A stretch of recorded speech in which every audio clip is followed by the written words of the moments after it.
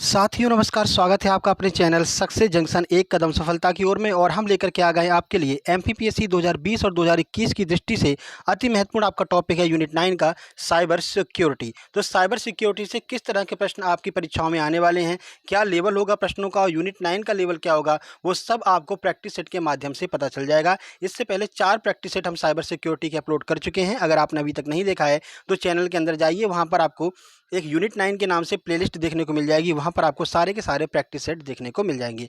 तो चलिए बिना समय गवाए हुए शुरुआत करते हैं, सीधे चलते हैं प्रश्न नंबर 1 की ओर। आइए देखते हैं प्रश्न नंबर 1।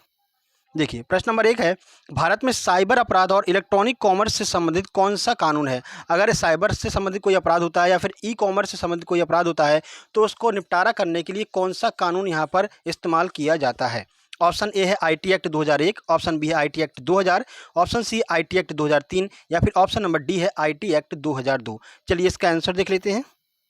सही आंसर है बी, यानी कि आईटी एक्ट 2000 के द्वारा कोई भी साइबर अपराध हो रहा है या फिर कोई ई कॉमर्स से संबंधित अपराध हो रहा है तो उसका निपटारा आईटी एक्ट 2000 के द्वारा किया जाता है। चलिए इस प्रश्न के बारे में कुछ जानकारी आपको देते हैं और आईटी एक्ट के बारे में आपको कुछ महत्वपूर्ण जानकारी देते हैं। देखिए, तो आईटी एक्ट को सूचना प्रौद्योगिकी अधिनियम एक्ट 2000 के रूप में जाना जाता है। तो पूरा नाम क्या हो गया आईटी एक्ट का?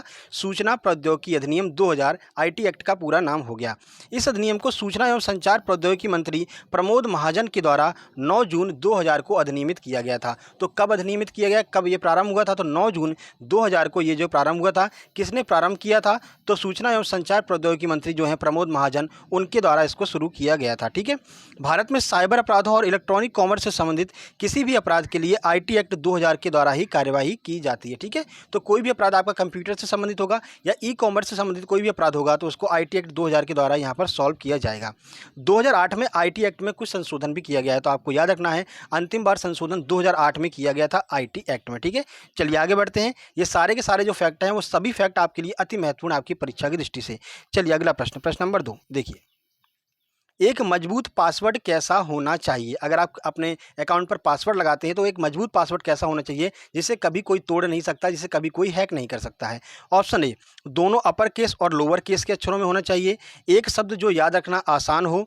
नंबर सी है, नाम जिनमें कम से कम 8 अक्षर हों, संख्या और चिन्हों का समायोजन हो। ऑप्शन नंबर डी है आपका पूरा नाम। तो बताइए कौन सा एक बिल्कुल सही पासवर्ड होगा जिसे कभी कोई क्रैक नहीं कर सके। चलिए आंसर देखते हैं।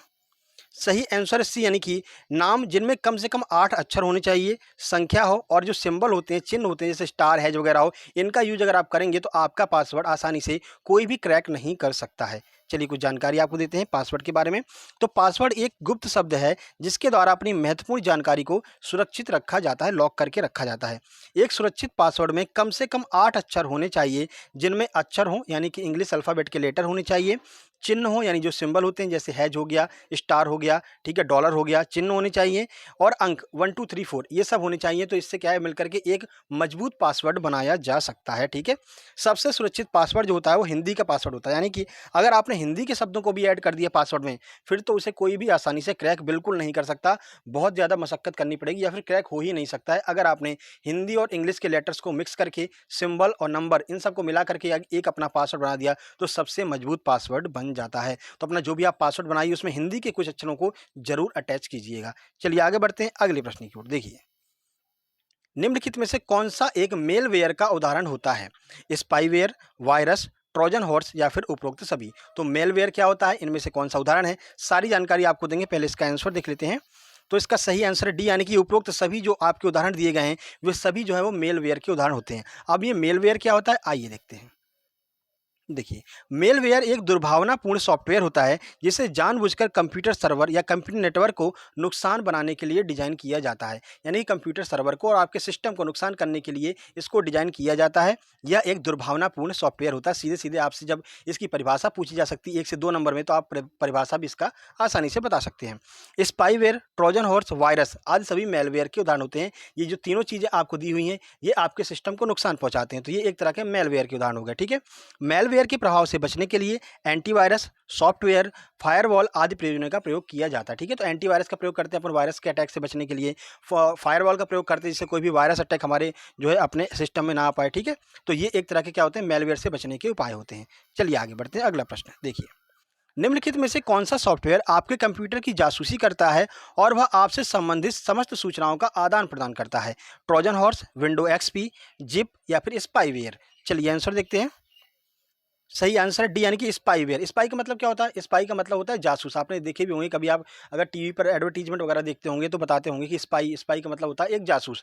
तो एक जासूस तरफ का एक एक जो है सॉफ्टवेयर होता है जो आपके कंप्यूटर में आ जाता है और आपकी सारी जानकारी को लीक करता रहता है। देखिए, स्पाईवेयर एक तरह का सॉफ्टवेयर है जिसका उद्देश्य किसी व्यक्ति या संगठन के बारे में जानकारी एकत्रित करना होता है। स्पाईवेयर के द्वारा हार्डवेयर को भी प्रभावित किया जा सकता है। यह अक्सर विज्ञापनों से जुड़ा होता है, यानी आपके मोबाइल में कोई एडवर्टीजमेंट आएगा या फिर आप किसी एडवर्टीजमेंट की वेबसाइट पर गए, वहाँ से आपके मोबाइल में स्पाईवेयर आ सकता है। एक बार सिस्टम में प्रवेश करने के बाद ये सारी जानकारी को स्कैन करके हमलावर के पास में पहुंचाता रहता है। जो भी आपके पास में स्पाईवेयर को भेजता है उसके पास में ये सारी जानकारी आपकी भेजता रहता है, अगर एक बार आपके सिस्टम में यह पहुंच गया तो। लेकिन अगर एंटीवायरस होगा, फायरवॉल होगा, तो ये आपके सिस्टम में नहीं पहुंच पाएगा। आगे बढ़ते हैं। देखिए, तो हमलावर संक्रमित विज्ञापनों को अपलोड करके किस प्रकार का हमला करता है? Denial of services, web attack, malware टाइजिन या फिर इनमें से कोई नहीं? चलिए आंसर देखते हैं। सही आंसर है सी, यानी कि मेलवेयर टाइजिन नाम का जो है हमला करता है अगर कोई भी संक्रमित विज्ञापनों के माध्यम से आपके कंप्यूटर को हैक करना चाहता है तो। देखिए, तो संक्रमित विज्ञापनों को अपलोड करके हमलावर मेलवेयर टाइजिन हमला करता है। यह एक प्रकार का मेलवेयर सॉफ्टवेयर होता है जिसका उद्देश्य कंप्यूटर सिस्टम को हैक करके नुकसान पहुंचाना होता है। एग्जाम्पल इसका आपका जो स्पाईवेयर के बारे में जो हमने आपको बताया था, जो विज्ञापन के माध्यम से आपके कंप्यूटर में पहुंचता है, तो स्पाईवेयर भी जो है वो एक मेलवेयर टाइजिन का उदाहरण कह सकते हैं। ठीक है, तो विज्ञापन के माध्यम से जो भी आपके कंप्यूटर में वायरस आते हैं उन्हें मेलवेयर टाइजिन कहते हैं। स्पाईवेयर इसका एग्जाम्पल है। चलिए आगे बढ़ते हैं। देखिए, एक अप्रासंगिक या अवांछनीय संदेश ईमेल जो आमतौर पर इंटरनेट पर विज्ञापन, फिशिंग, मेलवेयर फैलाने के लिए भेजी जाती है, उसे हम क्या कहते हैं? कोई भी ईमेल आपके मोबाइल पर आती है जिसे आप चाहते नहीं कि वो आपके मोबाइल में आए, लेकिन फिर भी वो ज़बरदस्ती आपके मोबाइल में भेजा जाता है, तो उसे हम क्या कहते हैं? स्पैम, इनबॉक्स, सेंड या फिर उपरोक्त सभी? चलिए आंसर देखते हैं। सही आंसर है ए, यानी कि उसे हम स्पैम मेल कहते हैं। ठीक है, आइए स्पैम मेल के बारे में आपको जानकारी देते हैं। देखिए, तो ईमेल पर आने वाले ऐसे मेल जो अवांछनीय होते हैं या हमारी इच्छा के बिना आते हैं उन्हें हम स्पैम मेल कहते हैं। इन्हें जंक मेल या फिर अनसॉलिसिटेड मेल भी कहा जाता है। यह मुख्यतः एडवर्टीजमेंट के लिए होते हैं जो विभिन्न विज्ञापन कंपनियों के द्वारा यूजर्स को भेजे जाते हैं। तो जैसे कि आपने कभी भी आपने विजिट किया, मान लीजिए अमेजॉन पर, वहाँ पर आपने अपनी ईमेल आईडी डाल दी, तो क्या होगा कि वहाँ से आपसे ओके क्लिक करवा लेते हैं। यस, यस पे आपने अगर क्लिक कर दिया तो फिर वो आपके पास में डेली एक मेल भेजते रहेंगे कि ये यहाँ पर नई स्कीम आई है सर, यहाँ पर सेल चल रही है सर। तो ऐसा आप चाहते तो है नहीं कि बार बार आपके पास मेल आए, लेकिन कंपनी वाले भेजते रहते हैं। तो ऐसे मेल को स्पैम मेल, जंक मेल या फिर अनसॉलिसिटेड मेल भी कहते हैं। अब इनसे बचा कैसे जा सकता था? हमने आपको पहले भी वाली वीडियो में बताया था, इंटरनेट वाली वीडियो में बताया था कि जैसे ही आपके पास ऐसा कोई मेल आए कंपनी का, तो आप उसके नीचे जाएंगे, एकदम नीचे जाएंगे, तो वहाँ पर लिखा रहेगा अनसब्सक्राइब। उस पर जाकर के क्लिक कर दीजिए। तो उसके बाद में आप जैसे ही इसको अनसब्सक्राइब कर देंगे तो वो मेल कभी भी आपके पास दोबारा नहीं आएगा। ठीक है, तो अगर आप चाहते हैं कि आप जीमेल पर कोई ऐसा मेल बार बार आपको परेशान कर रहा है, तो आप नीचे जाकर के अनसब्सक्राइब वाले बटन पर जो है उसी मेल के अंदर जाकर के अनसब्सक्राइब वाले बटन पर क्लिक कर सकते हैं। तो वो जो पर्टिकुलर मेल है या वो जो पर्टिकुलर कंपनी है जो आपके पास में मेल भेजती है, वो मेल आना आपके मोबाइल पर बंद हो जाएगा और आपके स्पैम नामक एक फोल्डर होता है, उसमें ये सारे के सारे मेल जाते हैं, आपको पता ही होगा। चलिए आगे बढ़ते हैं। देखिए, तो अगला प्रश्न है, internet explorer, opera, Chrome, safari, Firefox आदि किसके उदाहरण हैं? ऑप्शन नंबर ए है वर्ड, ऑप्शन नंबर बी है एक्सेल, ऑप्शन सी है ब्राउजर, ऑप्शन नंबर डी है वेब पेज। चलिए आंसर देखते हैं। सही आंसर है सी, यानी कि ब्राउजर के उदाहरण है ये internet explorer, opera, Chrome, safari, Firefox आदि। देखिए, तो एक web browser world wide web तक पहुंच बनाने के लिए एक एप्लीकेशन सॉफ्टवेयर होता है। जब कोई उपयोगकर्ता किसी विशेष वेबसाइट को वेब पेज का अनुरोध करता है तो वेब ब्राउज़र वेब सर्वर से आवश्यक सामग्री प्राप्त करता है और उपयोगकर्ता के डिवाइस पर प्रदर्शित करता है। ठीक है, internet explorer, Google Chrome, safari आदि जो है वो वेब ब्राउज़र के उदाहरण होते हैं। चलिए सिंपल लैंग्वेज में आपको समझाते हैं। देखिए, मान लीजिए आप किसी होटल में खाना खाने गए, तो आप जिस होटल में जा रहे हो वो आपका क्या हो जाएगा? वो आपका वेब ब्राउज़र हो जाएगा। उसके अंदर आप जाएंगे तो जो आपको खाना लेकर के आता है, जिसे हम वेटर कहते हैं, तो वो आपका सर्च इंजन हो जाएगा। कई बार लोग कंफ्यूज रहते हैं सर्च इंजन और वेब ब्राउज़र में। तो याद रखिए, वेब ब्राउज़र एक तरह का आपका एप्लीकेशन होता है और उसके अंदर जो सॉफ्टवेयर होता है जिसकी मदद से हम सर्च करते हैं उसे सर्च इंजन कहते हैं। तो गूगल हो गया आपका, याहू हो गया, ये जो होते हैं ये क्या होते हैं? ये सर्च इंजन होते हैं। ओपेरा मिनी हो गया, ये सर्च इंजन होते हैं। जबकि वेब ब्राउज़र क्या होता है? तो वेब ब्राउज़र आपका होता है जैसे सफारी हो गया, गूगल क्रोम हो गया, इंटरनेट एक्सप्लोरर हो गया। तो ये जो ऐप्स होते हैं जिनके माध्यम से हम अंदर जाकर के सर्च कर सकते हैं, तो इसे हम वेब ब्राउज़र कहते हैं। उम्मीद करते हैं समझ में आ गया होगा। वेब ब्राउज़र एक होटल की तरह होता है और जो वेटर होता है होटल के अंदर वो हमारा सर्च इंजन होता है, ठीक है। ऐसे आप आसानी से समझ सकते हैं और अपना कन्फ्यूजन दूर कर सकते हैं वेब ब्राउज़र और सर्च इंजन में। चलिए आगे बढ़ते हैं। अगर ये चीज़ें आपको पसंद आ रही हो तो वीडियो को लाइक कीजिएगा और कमेंट बॉक्स में कमेंट करके हमें ज़रूर बताइएगा कि हमारे समझाने का तरीका और ये कंटेंट आपको कैसा लग रहा है। चलिए आगे बढ़ते हैं। देखिए, तो इनमें से कौन सा ट्रस्टशील का प्रकार है? ट्रस्टशील आपसे पूछा जा सकता है, क्योंकि देखिए अभी भी किसी को भी नहीं पता है कि यूनिट 9 से किस तरह के प्रश्न आपके एग्जाम में पूछे जाएंगे। तो जब अगर पेपर को टफ बनाया जाएगा तो आपसे कुछ ऐसे प्रश्न भी पूछे जा सकते हैं जो नए टाइप के प्रश्न होंगे, ठीक है, यूनिट 9 से। तो देखिए, तो ट्रस्टशील का प्रकार कौन सा है? Privacy seal, business practice seal, data security seal या फिर उपरोक्त सभी। चलिए आंसर देख लेते हैं। सही आंसर डी, यानी कि उपरोक्त सभी जो हैं, ये तीनों के तीनों जो हैं वो एक तरह के ट्रस्ट सील के प्रकार होते हैं। आइए पूरी जानकारी आपको देते हैं। देखिए, तो ट्रस्ट सील वेबसाइट पर विश्वास का एक प्रतीक होती है। Data security seal, business verified seal, privacy seal trust seal के उदाहरण होते हैं। ये तीनों जो हैं वो ट्रस्ट सील के उदाहरण होते हैं।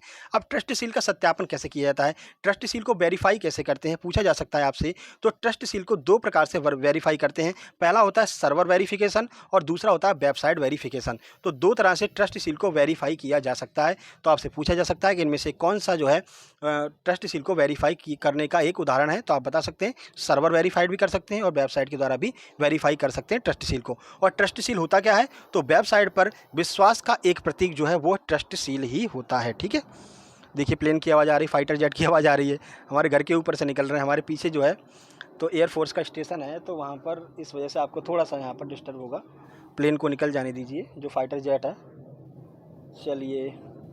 चलिए निकल गया होगा। चलिए आगे बढ़ते हैं, अपन अपने प्रश्न की ओर चलते हैं। देखिए, यदि आपको एक मेल प्राप्त होता है जिसमें आपसे आपके यूज़र नेम और पासवर्ड की मांग की जाती है, ऐसी परिस्थितियों में आप क्या करेंगे? ऑप्शन ए, फिशिंग या फिर स्पैम का रिपोर्ट करेंगे। ऑप्शन बी, उसे यूज़र नेम और पासवर्ड दे देंगे। ऑप्शन सी, उसका स्क्रीनशॉट खींच करके रख लेंगे। ऑप्शन नंबर डी, इनमें से कोई प्रतिक्रिया नहीं करेंगे। आंसर देखते हैं। सही आंसर ए, यानी कि फिशिंग या फिर स्पैम की रिपोर्ट करेंगे। जैसे ही आपके पास में कोई ऐसा मेल आता है जो आपसे आपका यूजर नेम या फिर पासवर्ड मांगता है, तो आपको क्या करना है? आपको उसके जो है फिशिंग या फिर स्पैम की रिपोर्ट कर देना है। उससे क्या होगा? इससे जो आपको ईमेल प्रोवाइडर होंगे, जो आईएसओ होते हैं, जो आपको ईमेल सर्विस प्रोवाइडर होते हैं, उनके पास में उसकी जानकारी पहुँच जाती है कि ये एक ऐसा मेल है जो जंक मेल है और ये जो है यूजर की जो है मेल, जो यूजर का यूजर नेम और पासवर्ड मांग रहा है। तो फिर उसको एक अलग तरह से वो लोग ट्रीट करते हैं, एज ए मतलब कि सिक्योरिटी के टाइप में उसको ट्रीट करते हैं। फिर उसके ऊपर अलग से जो भी कार्रवाई करते हैं वो उनका काम है, ठीक है। आपको क्या करना है? आपको फिशिंग और स्पैम की रिपोर्ट कर देनी है आने वाले मेल के बारे में, ठीक है। चलिए आगे बढ़ते हैं, अगला प्रश्न देखते हैं। इसके बारे में तो हमने बता ही दिया आपको। तो किसी भी वेबसाइट से डाटा व दस्तावेज कॉपी करना किस प्रकार का अपराध कहलाता है? ऑप्शन ए है हैकिंग, ऑप्शन बी है कॉपीराइट, ऑप्शन सी है विश्वासघात, ऑप्शन नंबर डी है साइबर धोखाधड़ी। चलिए आंसर देख लेते हैं। सही आंसर है बी, यानी कि कॉपीराइट जो अपराध कहलाता है। अगर किसी से किसी भी वेबसाइट या फिर जो है सर्विस है, उससे आप दस्तावेज कॉपी कर लेते हैं बिना उसके पूछे हुए, बिना उसकी अनुमति के, तो ये जो है कॉपीराइट एक्ट के अंतर्गत आ जाता है और आपको एक अपराधी भी माना जा सकता है। चलिए जानकारी आपको देते हैं। देखिए, तो किसी भी वेबसाइट से डाटा एवं जानकारी को कॉपी करना कॉपीराइट अपराध कहलाता है, ठीक है। भारत में कॉपीराइट अधिनियम 1957 के द्वारा कॉपीराइट अपराधों को नियंत्रित किया जाता है। तो किसके द्वारा? 1957 में कॉपीराइट एक्ट बनाया गया था, उसके आधार पर यहाँ पर ट्रीट किया जाता है। अब देखिए, संशोधन याद रखिएगा, संशोधन जब भी होंगे आपके लिए महत्वपूर्ण होंगे। तो आखिरी बार कॉपीराइट अधिनियम में संशोधन 2012 में किया गया था। तो याद रखिएगा, संशोधन कब किया गया? 2012 में। तो किसी भी प्रकार की कॉपीराइट से संबंधित अगर कोई भी अपराध होता है तो उसका संशोधन या फिर उसका जो है निराकरण किसके द्वारा होता है? तो कॉपीराइट एक्ट 1957 के द्वारा उसका निराकरण किया जाता है। चलिए आगे बढ़ते हैं। देखिए, तो ये महत्वपूर्ण प्रश्न थे आपके साइबर सिक्योरिटी से संबंधित। उसके बाद में हम आपको बता दें कि हम डेली आपके लिए प्रैक्टिस सेट लेकर के आते रहते हैं। साथ ही साथ में सुबह 7:30 बजे करंट अफेयर की वीडियो लेकर के आते हैं, जो आपके लिए बहुत ज़्यादा महत्वपूर्ण है। सर क्यों महत्वपूर्ण है? क्योंकि जो भी नई नई अपडेट होती रहती हैं, जैसे ई कॉमर्स हो गया, ई गवर्नेंस हो गया, साइबर सिक्योरिटी हो गया, कंप्यूटर हो गया, नई नई योजनाएं हो गई, ये जो भी अपडेट होती रहती हैं वो सुबह वाली वीडियो में हम आपके लिए लेकर के आते रहते हैं। अब उससे फ़ायदा क्या होगा? अगर आप दोनों वीडियो देखते हैं, सुबह 7:30 बजे वाली भी देखते हैं और दोपहर में 12:30 बजे वाली भी देखते हैं, तो उससे आपकी एक बहुत मजबूत तैयारी हो जाएगी, करंट भी आपकी क्लियर हो जाएगी। क्योंकि वहाँ पर हम आपको एमपी करंट भी कराते हैं, स्टैटिक जीके भी कराते हैं, प्लस आपका स्पोर्ट जीके भी होता है, रिवीजन भी हो जाता है, डेली करंट अफेयर भी हो जाती हैं। तो 4-5 चीज़ें वहाँ पर आपको 15 मिनट के अंदर उपलब्ध करा दी जाती हैं, पूरी फुल डिटेल में जानकारी के साथ में फ़ोटो भी दिखाई जाती है, वहाँ पर एनिमेशन सब कुछ वहाँ पर एक तरह से कंट्रोल किया जाता है। तो आपका एक बहुत मजबूत तैयारी हो जाएगी, आपकी एमपीएसआई की भी जो आने वाली है वैकेंसी उसके लिए भी, और जो आपकी एमपीपीएससी 2021 आने वाली है उसके लिए भी आपकी बहुत बेहतरीन तैयारी हो जाएगी। तो दोनों वीडियो देखिए, आपके लिए अति महत्वपूर्ण साबित होने वाला है, ठीक है। बाकी आज भी हमने अपलोड की है 11 जून, पहला प्रश्न देख लीजिए, उस पर लिखा होगा सुरक्षित हम सुरक्षित तुम अभियान किसके द्वारा लॉन्च किया गया है। ये सारी जानकारी आज वाली वीडियो में आपको दी गई है, तो जाकर के जरूर देख लीजिएगा, जो भी नई नई योजनाएं परियोजनाएं लागू होती रहती हैं, ठीक है। बाकी ये वीडियो पसंद आए वीडियो को लाइक कीजिए, दोस्तों के पास शेयर कीजिए, और अगर आप चैनल पर पहली बार आए तो सब्सक्राइब करके नोटिफिकेशन बेल जरूर दबा लेना। साथ ही साथ में कमेंट बॉक्स में कमेंट करके आपको बताना है कि ये प्रश्न आपको कैसे लग रहे हैं, हमारा कंटेंट आपको कैसा लग रहा है। जल्दी मिलते हैं सुबह 7:30 बजे वाली वीडियो में, तब तक के लिए नमस्कार, धन्यवाद।